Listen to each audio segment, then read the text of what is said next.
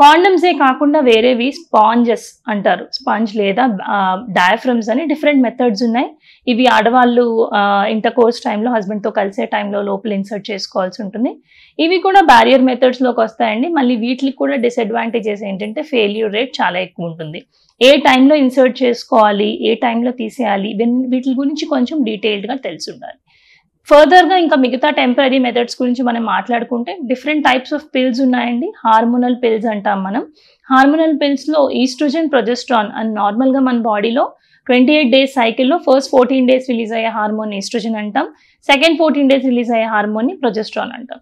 So ఈ oestrogen hormone మెల్లగా produce అయినాక మనకి అండం అనేది రిలీజ్ అవుతుంది. రిలీజ్ అయినాక సెకండ్ హాఫ్లో మనకి ప్రొజెస్ట్రాన్ హార్మోన్ రిలీజ్ అవుతుంది. అండం రిలీజ్ అయ్యేది ఇంపార్టెంట్ స్టెప్ కాబట్టి అండం రిలీజ్ అవ్వడం స్టాప్ చేయడానికి ఈ హార్మోన్స్ మనం మెయిన్లీ తీసుకోవాల్సి ఉంటుందండి. దీంట్లో ఈస్ట్రోజన్, ప్రొజెస్ట్రాన్ కలిపిన హార్మోన్స్ ఉంటాయి. వీటిని కంబైన్డ్ పిల్స్ అంటారు. ఇవి ఫ్రీ ఆఫ్ కాస్ట్ గవర్నమెంట్ వాళ్ళు కూడా మనకి సప్లై చేస్తుంటారు. ఇది కాకుండా ఇంకొకటి ప్రొజెస్ట్రాన్ ఓన్లీ పిల్స్ అని ఉంటాయి. ఈ ప్రొజెస్ట్రాన్ ఓన్లీ పిల్స్ అన్నది ఇందులో మళ్ళీ 2 రకాలు ఉంటాయి. ఒక రకం డెసోజెస్ట్రాల్ పిల్ అని ఉంటుంది. అది అండం రిలీజ్ అవ్వకుండా ఆపి ప్రెగ్నెన్సీని అవాయిడ్ చేస్తుంది. ఇంకొక వేరే ట్రెడిషనల్ పిల్స్ అని ఉంటాయి. ఈ ప్రొజెస్ట్రాన్ పిల్స్ మన గర్భసంచి ద్వారాన్ని సర్విక్స్ అంటాం. ఆ ద్వారంలో ఉన్న మ్యూకస్ అంటే వెజనల్ డిశ్చార్జ్ లాంటిది ఏదైతే ఉందో దాన్ని బాగా థిక్ చేసి దాంట్లోంచి వీర్యం క్రాస్ అవ్వకుండా ఆపుతుంది. సో ఈ హార్మోనల్ పిల్స్ ఎట్లా తీసుకోవాలి అంటే కంబైన్డ్ పిల్స్ ఉంటే మాత్రం ఎవ్రీ సింగిల్ డే తీసుకుంటారండి. పీరియడ్ వచ్చినాక 2వ రోజు లేదా 3వ రోజు స్టార్ట్ చేయడం అనేది బెటర్. స్టార్ట్ చేసినాక 21 days వేసుకున్నాక ఆపేసినాక పీరియడ్ వస్తుంది, మళ్ళీ సెకండ్ డే స్టార్ట్ చేయమంటాం. అదే ప్రొజెస్ట్రాన్ ఓన్లీ పిల్స్ తీసుకుంటే ఆ పిల్స్ మాత్రం బ్రేక్ లేకుండా కంటిన్యూస్గా తీసుకోవాలండి. ఎప్పటి నుంచి స్టార్ట్ చేస్తే అప్పటి నుంచి 2 daysలో ప్రొజెస్ట్రాన్ ఓన్లీ పిల్స్ యూజువల్లీ ఎఫెక్టివ్గా ఉంటాయండి.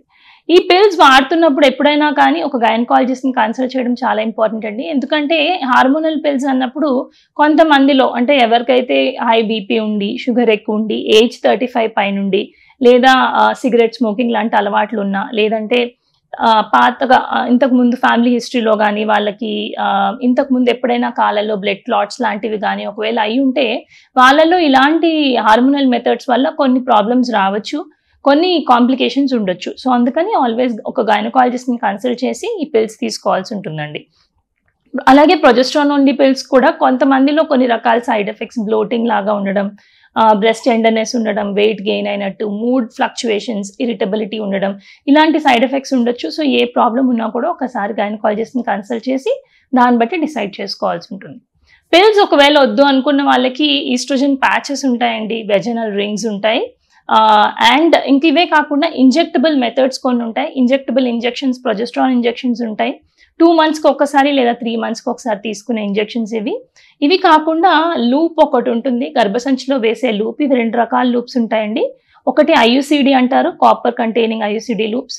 ఇంకొకటి మెరీనా హార్మోన్ కంటైనింగ్ లూప్ ఉంటుంది. కాపర్ కంటైనింగ్ లూప్స్ అవన్నీ మీరు చాలా వినుంటారు. వీటి వల్ల అడ్వాంటేజెస్ ఏంటంటే హార్మోనల్ పిల్స్ కానీ లూప్స్ కానీ వీటి వల్ల యూజువల్లీ అడ్వాంటేజెస్ ఏంటంటే వీటి ఫెయిల్యూర్ రేట్ అనేది చాలా తక్కువ ఉంటుంది. రఫ్లీ చెప్పచ్చు 0.5% వరకు ఉంటుందండి ఫెయిల్యూర్ రేట్. అంటే 1000లో 4 లేదా 5 మాత్రమే ఫెయిల్యూర్ రేట్ ఉంటుంది. బ్యారియర్స్ అంటే కాండమ్స్తో పోలిస్తే వీటికి ఫెయిల్యూర్ రేట్ చాలా తక్కువ. కాకపోతే ఈ లోపల లూప్ వేయించుకున్న వాళ్ళు కొంతమందికి ఒక 3 months to 6 months, ఇంకా కొంతమందికి ప్రొలాంగ్ పీరియడ్ వరకు కూడా కొంచెం ఇర్రెగ్యులర్గా బ్లీడింగ్ ఉండడం, పీరియడ్స్ మధ్యలో కూడా స్పాటింగ్ అవడం, ఇలాంటివి ఉండొచ్చు. ఇలాంటివి ఉంటే డెఫినెట్గా మీరు మీ గైనకాలజిస్ట్ని కలవాల్సి ఉంటుంది. ఇవి కాకుండా హార్మోన్కి సంబంధించిన లూప్స్ కూడా ఉన్నాయి. హార్మోన్కి సంబంధించిన లూప్ రఫ్లీ 7 years వరకు ఉంచుకోవచ్చండి. ఈ లూప్ వేసుకున్నప్పుడు కొంతమందికి బాగా బ్లీడింగ్ తగ్గిపోవడం, చాలా మందికి మోస్ట్ ఆఫ్ దెమ్ అంటే 3 out of 4కి బ్లీడింగ్ బాగా తగ్గిపోయి స్పాటింగ్లా అయిపోతుందండి. సో హెవీ బ్లీడింగ్ ఉన్న వాళ్ళకి ఒక రకంగా ఇది హెవీ బ్లీడింగ్ని కూడా అరికడుతుంది. సో ఒక పక్కన కాంట్రసెప్షన్, ఇంకో పక్కన హెవీ బ్లీడింగ్ కూడా ఉపయోగపడుతుందండి.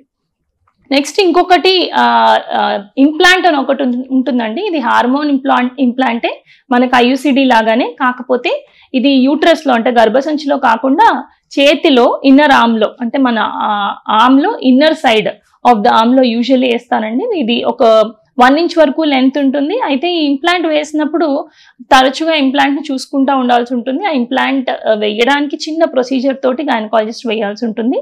ఈ ఇంప్లాంట్ లైఫ్ స్పాన్ కూడా 3 years ఉంటుంది.